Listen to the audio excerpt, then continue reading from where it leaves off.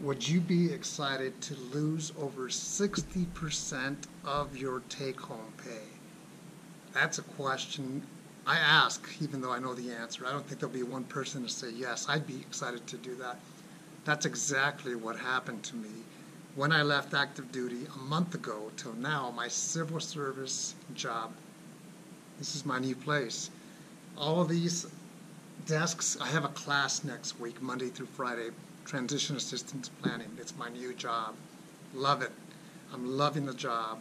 But reality is I lost 60% of my take-home pay when I went from active duty to civil service. I knew that was going to happen.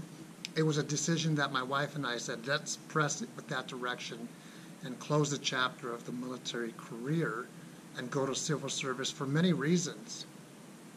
60%, my housing allowance when I was active duty a month ago, my housing allowance by itself was more than my paycheck, one paycheck that I receive every 2 weeks. So that's the reality. And if I could do one thing different, here's what I would have done. When I retired a month ago, I had my mortgage, and we owe $15,000 a month ago. We owe $15,000 on a mortgage. So that's it. No car payments, no debt, period. Right now we're down to $14,000. If I could have changed one thing, it would have been I would have knocked out my house payment while still on active duty. And I'm going to do that. I'm going to knock out this house payment within the next 5 months. And in the next 5 months, you're going to see a video that's going to be titled 100% debt-free to include the house. Or you're going to see a video, we paid off the house again because we did that a year and a half ago on our previous house. Almost there. And I am motivated to pay off the house because it's going to mean it's more money for ourselves as opposed to paying a mortgage. Well, how do I deal with losing 60% of our income? And that's a question that I think about it all the time. I even thought about it before. And here it is. We're debt-free except for that mortgage that I talked about. We don't have car payments. We paid off the cars before. We had one car payment, but we paid that off. Our cell phones are paid for. So it's just the service that we pay every month. So it helps to not have debt. When you don't have debt, you can actually do so much with your finances. My wife works part-time. We have always lived for 22 years off one income because my wife works part-time and she takes care of our household, always has, our children until they grew up. And she works part-time. It's good for her to socialize. And she said, can I take care of the groceries? In other words, can she pay for the groceries? Because the way we were doing it is I would pay once per month, and she would pay the second time per month. But she is going to take care of the groceries for the next 5 months until this house payment is completed.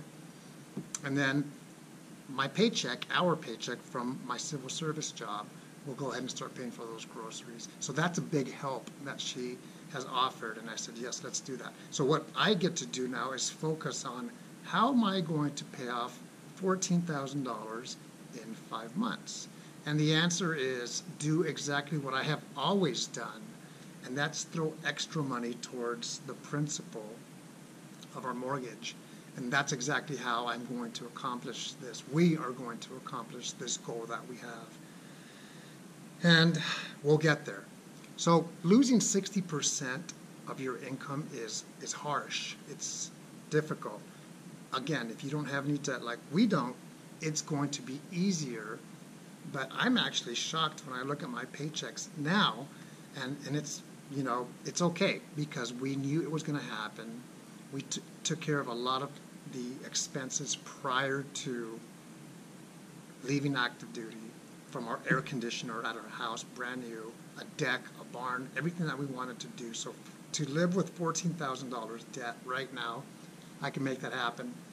And it's less money that I'm earning now, but I'm going to make that happen with the assistance of my wife. Both of us have been working well together for 22 years. And it always hasn't been easy. We've had discussions, disagreements about finances, but far few in between because we listen to each other. What if you were faced with a similar situation where you're going to lose a lot of your pay for whatever reason, whether it's because you're retiring, whether it's because you're changing jobs? I've always said it's not how much you earn, but it's what you do with what you earn. And believe me, I'm living that now 100%. Where if I say that, I have to live it, and I am completely living it with my wife. The future is bright.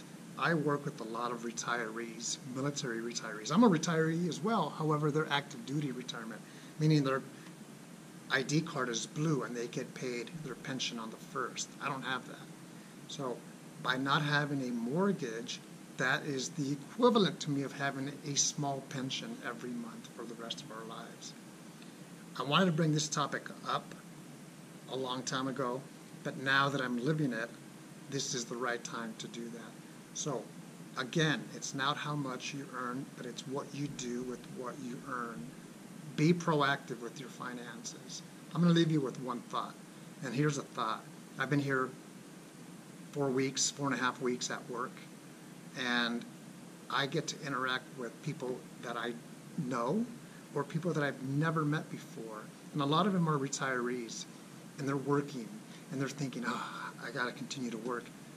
And they have things that I don't, which is their pension, a VA disability rating.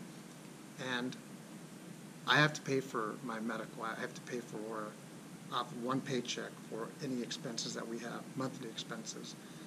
That if you are in the service right now, realize how good you have it. And it could be better once you leave the service. But in many cases, you're going to earn less. Not in every case, but especially if you're a senior NCO or a high-ranking officer, because my pay right now is equivalent to an E5. An E5 actually takes home more each month because of the tax-free benefits and allowances that they have, and they don't pay for medical. So again, realize what your situation is, and when you transition to the next job, even if you're a civilian, you have a smooth transition. I get to teach transition assistance planning from A to Z, and in the schedule is a 3-hour finance class. I don't teach it. I used to teach it many years ago, that we have individuals here who are accredited financial counselors. They teach that. Think about it. It's not how much you earn, but it's what you do with what you earn.